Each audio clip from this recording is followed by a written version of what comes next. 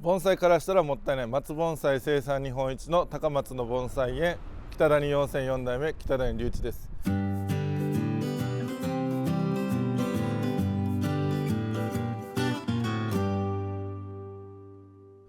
今回のテーマは黒松の剪定は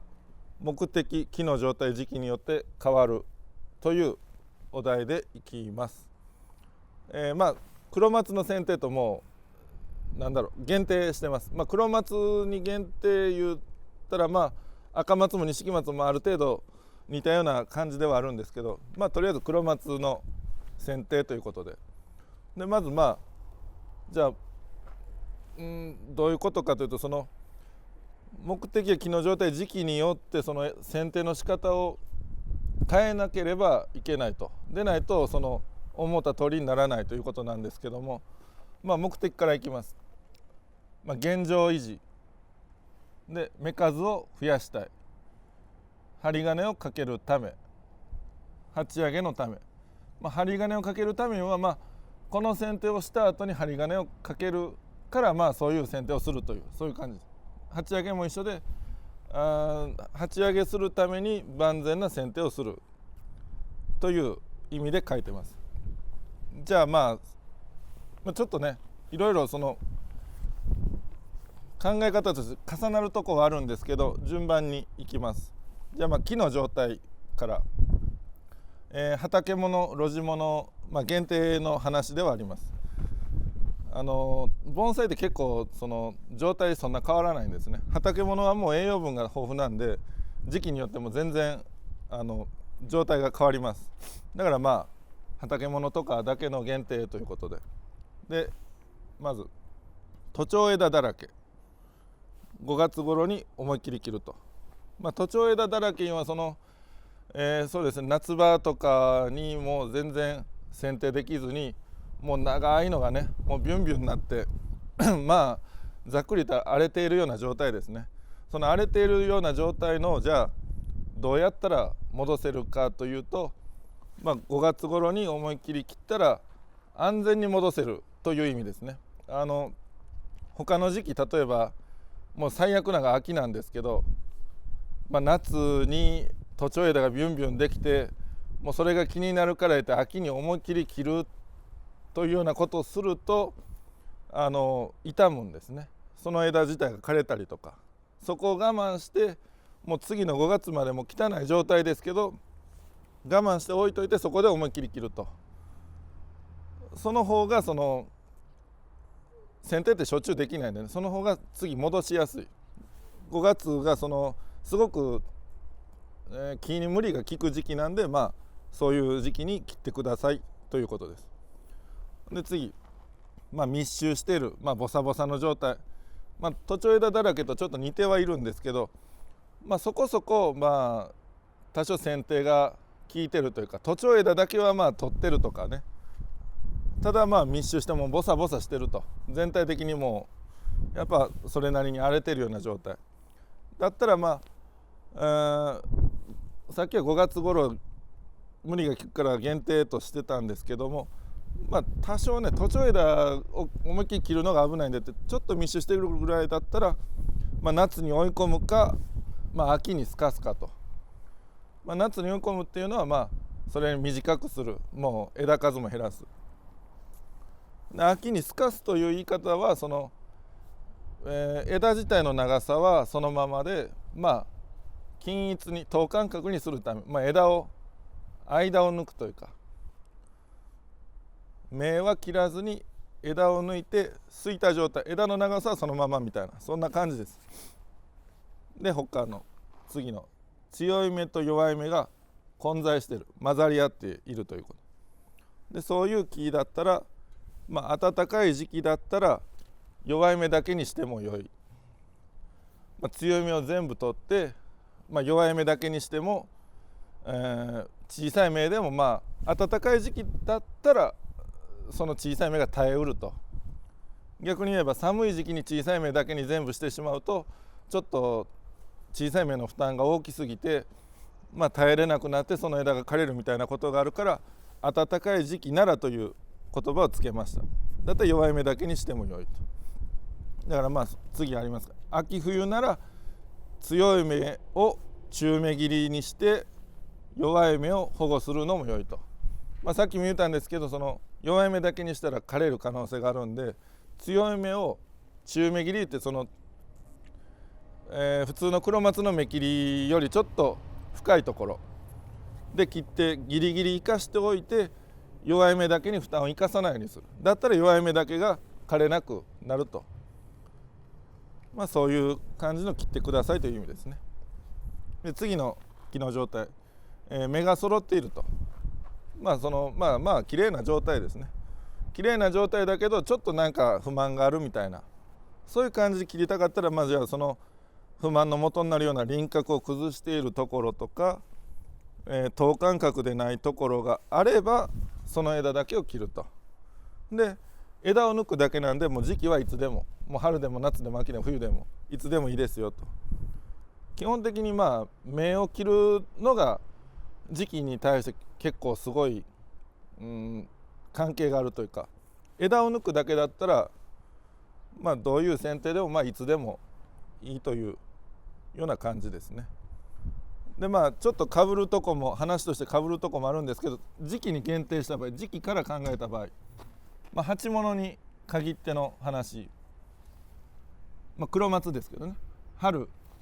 枝を抜く程度、もうこれもさっき言いましたけど、枝を抜くんだったらいつでもいいと。だから春に枝を抜きたかったら抜いて、で夏芽切りがね黒松なんで控えてますんで、それに備えて枝数を減らしてもう新芽に集中さすと、そういう意味合いでも、枝を抜く程度だったら春にするのは効果があるだろうなと。してもせんでもいいけど、してもしてもせんでもいいけど、していいあたりですね。で夏、鉢物なんで黒松といえば芽切りなんですけど、6月あたりはかなり無理が効くと、深く追い込めると。芽切りを普通にする以上にその、たくさん枝を置いとかないといけないとか、芽数をそれなりにじゃあ弱い芽に、かかったらいけないということもなく、弱い芽にかかってもいいし、強めは強めでも深く追い込んでもいいし、結構なんだろうな、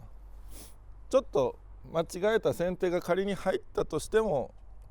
回復が効くようなのがこの夏あたり、特に6月とかあたりはそういう剪定ができます。で秋、現状維持ですね。で針金をかけるため、これも現状維持というのは枝を抜いたりとか、秋でも11月頃になってきたら、展示会用にちょっと古葉を取ってやるとか、そうですね、針金かけるためだったら針金の邪魔にならん程度にしっかり葉っぱ取るとか、そういうのもできるようになります。秋でもね、9月10月はあまりきつい手入れはしない方がいいですね。11月入ってから、木が眠る頃入ってから徐々にきつい手入れをしても大丈夫。きついでも芽はあんまり触らん方がいいんですけど、枝をどうこうするというようなそういう感じですね。で冬は秋のこの現状維持、針金かけるためもあった上で、芽に栄養を集中させるため枝や葉を減らすと。展示会とかなんか飾るみたいな、もうそういうのが終わったとなったらば、冬でもこれだったらそうですね、1月2月頃の手入れになりますけど、しっかりと芽減らしてやったら次の新芽がすごく栄養が行き届いていい芽が出やすいんで、これはもういろいろもう飾る用が終わったらまずこれはしておいてほしいなと。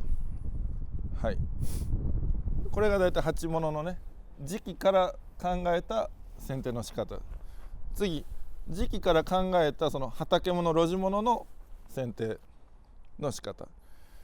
で、春だったら深く追い込めると。鉢物だったらねあんまりやったらいかんですけど、もう春あったかくなりだしたらもうどんどん次から次と芽が出てきますんで、もう結構思い切りいっていいです。で葉っぱも切ってもいいです。葉刈り OK と書いてますけど、葉っぱも切っても大丈夫です。ただ切ってからの成長期が長いので、新芽の葉が長くなります。なんぼ畑物とか露地物とか、庭木もそうですけど、一応美しさのためにそういう木をね植えてるとなったら、葉っぱがあんま長くなりすぎるのも良くないので、切りたかったら切ってもええけど葉は長くなりますよと。だから葉が長くなってもええような木を春に切ればいいかなと。で夏、これ深く追い込めます。これも一緒ですね。暖かい時期で新芽の葉の長さはちょうど良いと。春は長すぎると言ったんですけど、夏に切るんだったらその次の芽が切った後出ますわね。それが冬にかけてちょうど良い長さで揃ってくれるだろうというのが夏ですね。ただ例えば畑物で鉢上げをしたいような木であるならば7月までに深く追い込んでくださいと。ほんでなんでわざわざ深く追い込むとここだわるんだって言ったら、その鉢に上がっとる時より畑物での方が芽数が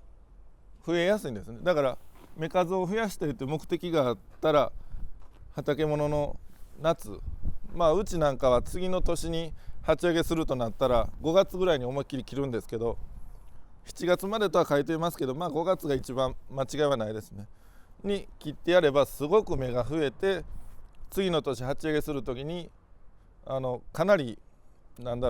もう畑の荒々しさが薄れて結構すぐ針金かけれるんちゃうかいうぐらい芽が綺麗な状態の芽が増える場合がよくあります。で葉っぱも切って大丈夫です。この辺、畑物強いんでね、あんま弱い子はダメですけど、葉刈り OK で、畑物で秋は枝を抜く程度、中芽切り三角、葉刈りダメ、もうダメっても言っちゃいます。もうここの畑物とはいえもう9月10月とかの秋、11月もですね、本当に今まで僕も20何年畑物の手入れしてきましたけど、無茶すると大体傷むがこの辺ですね。だからもう秋、庭木の手入れなんかはねすごく盛んな時期ですけど、だからといって木の芽数を増やしたいとか目的が芽数を増やしたいみたいな目的持って秋に手入れするのはあんまりよろしくないですね。芽数を増やしたいならもう違う時期、もう夏とかね、5月とか。ここはもう現状維持までですね、するなら。で冬、枝を抜くのは OK で、芽の平均化のため芽の部分だけを取るのは良いと。これどういう意味かと言いますと、冬になったらもう芽の真ん中に新しい芽が小さいのがちょっと出てるんですね。だからそれだけを指で折るとかハサミでちょんと切るとか、そういうのは OK ですよということですね。どうしても木もいろんな長い枝があったり短い枝があったりするんで、どうにかこの長い芽それなりのとこで止まってほしい。他が短いのにこれだけ長い。でも切り取るんはちょっと惜しいなと、残しときたいなと。だったら芽だけちょっと取ってやったら、その子が芽取られた分出遅れることになるんで、成長が。だから他の子とそれなりに平均化になるだろうという、そういう言い方ですね。で葉刈り三角、中芽切り三角なんですけど、葉刈りが三角な、秋 NG だったら三角になるのは、冬だったら例えば1月2月とかだとすれば、もうすぐもう春迎えるんで、少々葉切られても次もう芽が備わってるから、だいたいね長い枝の下に脇にね新芽がもうあるんです、冬はね。それがおるんで、上の方で葉切ってもそんなには問題はないと。ただあんまりええことではないんで、葉刈り自体が三角ぐらいかなと。で中芽切りもどうしても長い芽がおったらそこを中芽切りして他と揃えるとかしたい場合は中芽切りもねあんまりええ方法ではないんですね。中芽切りするぐらいだったらもうその芽をそのまま外して他で賄えたらもう最高なんで、どうしても必要ならやむを得ずするというぐらいですね。はい。まあ今だーっと全部読まさせていただきましたけども、その目的木の状態今何月なのかとか今季節がいつなのかというのを常に考えてうちも選定してます。だからまあそうですね、芽数を増やしたいというのをもう第一に持ってくるんだったらもうとにかく5月ぐらい、日本香川県の西日本の温暖な地域のでいう5月ですけどがベストだとか、現状維持だったら冬ぐらいの方がええんかなとか、そういうただ今木の状態がこうなんだったらじゃあやっぱりこっちかなとか、そういうふうに全部兼ね合いで剪定をじゃあどうするかっていつも決めています。だから一口に剪定というてもやり方はこの要素によって様々なので、もしねその松の剪定はこうだと誰か言われたとしても、果たしてそれは本当かという疑う目を持ってもいいのかなと思います。じゃあこういう要素ちゃんとそれ頭に入ってのその時期がええと言うとんですかというような、自問自答するのもありやとは思います。この木を切るにはじゃあ今でいいのかなどうかなと。だからこういう今日書いてあるのなかなかすぐには覚えられないと思いますけど、全部が全部書けてるかどうかちょっと僕もまた研究次第によってはまた変わるかもしれないんですけど、とりあえず今のところこれがいいかなと思ってやってるんで、こういうのをちょっとでも頭入れていただいて自分の持っとる木の剪定のお役に立てていただけたらなと思います。じゃあ今日は黒松の剪定は目的木の状態時期によって変わるはもう以上です。はい。盆栽からしたらもったいない高松の盆栽北谷温泉の北谷隆一でした。チャンネル登録お願いします。